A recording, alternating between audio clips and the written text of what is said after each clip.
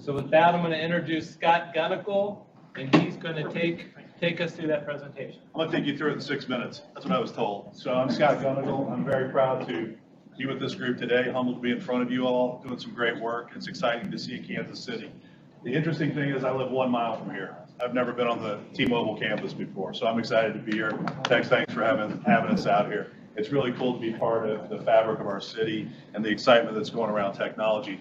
MediView is a company that was born out of patents from the Cleveland Clinic. So we licensed out of the Cleveland Clinic. We've got strategic partnerships currently with Microsoft and General Electric. For those of you that have seen our minimal viable platform that I have in the other room, the value proposition is alignment and ergonomics. So we are enabled through GE's point-of-care ultrasound platform and the Microsoft HoloLens 2, which most of you are familiar with in the room. And some other strategic partnerships coming soon. So we're a startup. The reason why Kansas City is I live here. I'm the commercial field person that's beginning commercialization. One of my prejudices, like most of the people in this room, is most of the stuff comes out of San Francisco, Minneapolis, or Boston, particularly when it comes to medicine. We think that Kansas City is uniquely poised, based on what some of the other speakers have talked about, 22 nursing schools, 3 medical schools with training programs. The value proposition is very simple for us in America and worldwide today.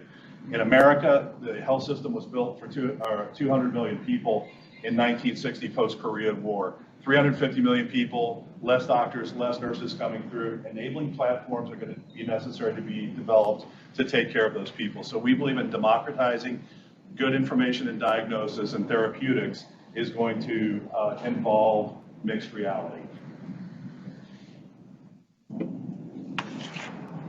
So again, as you see the basic value proposition of a physician turning around and looking behind, in this case himself, looking at a screen with the patient sitting in front of himself. So the platform that you see today aligns those senses to allow for better patient interaction, and we believe we will be able to prove better outcomes. So what I'm going to take you through now is what you saw in the other room is the minimal viable platform that's available today, the 30 and the 50, the XR30 and 50. The ultimate coup de grace, the Ferrari, is going to be true X-ray vision for a clinician to be able to interact within a patient, merging technologies real time to interact within soft tissue. Today, as some of the other speakers have pointed out, there are companies out there that register off of bone. We believe that's fairly easy to do. No one that we know of has broken the code on soft tissue. We've done just that. So I'll take you through a video here to introduce you. So what has occurred here, there was a preoperative CT done on this Phantom. It was sent off and segmented, and now it's merged back. And you'll see the clinician using the point-of-care ultrasound in a X and Y axes to be able to provide therapeutic value accurately within one of the purple lesions that you'll see. And there's voice to it too that I won't bore you with. But really, really interesting, highly accurate, and within 1 to 2 millimeters of accuracy. Because when the clinicians came back to us, or if you yourself or a loved one is having a procedure done, you don't want a physician to be 6 millimeters off. You want it to be accurate. And so that's what we've done. We've done 17 inpatient with this platform, and most recently we've done telecollaboration through Teams interaction through the Cleveland Clinic, Cleveland, and Cleveland Clinic West in Florida. So we know it works. We've been in discussions with all the medical schools in our community, because Kansas City is unique in that we deliver remote care around the states, Missouri and Kansas, and we believe that we will be able to prove out the viability of this platform to be used broadly. You'll see now as they've lined up and they're double checking with their probe, and they'll be delivering therapy right into the middle, perfectly in the middle of that lesion to offer some sort of therapeutic remedy, whether it's ablation or drug. The answer there. Okay, so situational awareness. Some of you have had, for the first time, a HoloLens on in the room where I was. So you got the experience of it's not heavy, it's not onerous, it's not burdensome. Again, we're agnostic as it relates to headsets. It's just that for what we're trying to accomplish, the interface within Teams and the ability to interface with Azure has allowed us to be fairly sophisticated in our ability to deliver care remotely. So today we have the XR30 that's available today. It's in the room setup where I am. Again, the basic model for it is alignment of senses and the ability to telecollaborate. The next iteration will be the XR50, which is the remote needle annotation, so the ability to remotely place the therapeutic guide, and where we believe this is going to be productive is in extenders, nurse practitioners and PAs operating higher on their licensure under the auspice and first world view of a expert at a tertiary medical center, KU, Truman, St. Luke's, pick the place. And then the XR90 that we talked about will be the true transformative X-ray vision, projecting the patient's true anatomy in front of the clinician. We can go talk about all that. I hate to read slides to people, so you can see all that. We believe there's an aspect to it. Eventually, we'll be able to capture that there's an AI play here too for an SaaS type of strategy that we can capture data, procedural data that will provide value.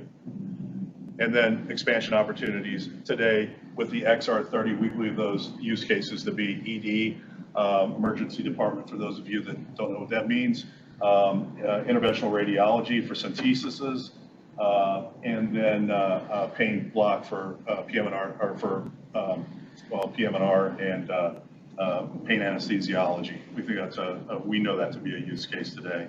But it can move off into a lot of different directions, but we want to be true to the platform as we build out into the XR90, which again will be, our plan is to deliver to the FDA in September for approval. Thank you for your time. This was us at RSNA this year, which is, those of you that don't know, is the largest medical conference in the world. It's the radiology meeting in Chicago, where we were met with rave reviews and wild excitement from that group. Thank you.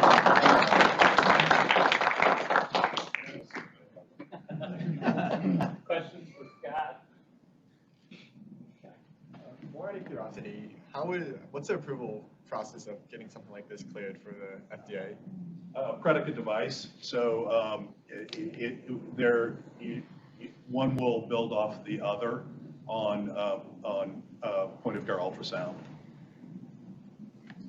And I'll say one of the exciting things about that, and correct me if I'm wrong, is they actually had to get basically the headset, the HoloLens, certified as a medical device. And so getting through that threshold really opens up the possibility of all sorts of areas for in the medical field. So it's really exciting. Thanks, Jim. We're going to put a flag in Kansas City. Kansas City is my home and our home. We're going to stay here.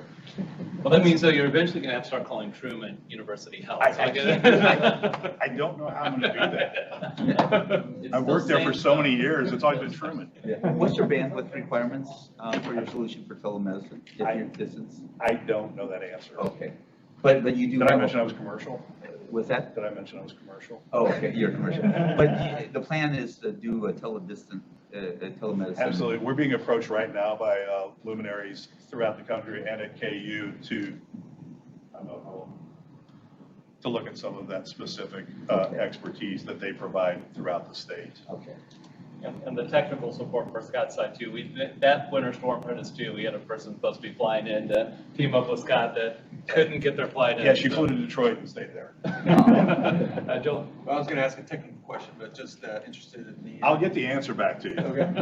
The tracking tech, is that proprietary tracking tech you're using to track? I know we use Cevus manufactured probes.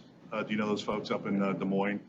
They have electromagnetic probes that are read into the system. So what I tell people is we're BASF. We don't make what you use. We make what you use better. So our and you guys saw it in the room, is the hub, what we call the hub, which is an edge computer that spatially takes that digital data, feeds it into the HoloLens real time, and then when we merge it, then we have the ability to merge those disparate cone CT together with point of care ultrasound for accuracy. That's how we, with real-time re-registration, which is highly unique.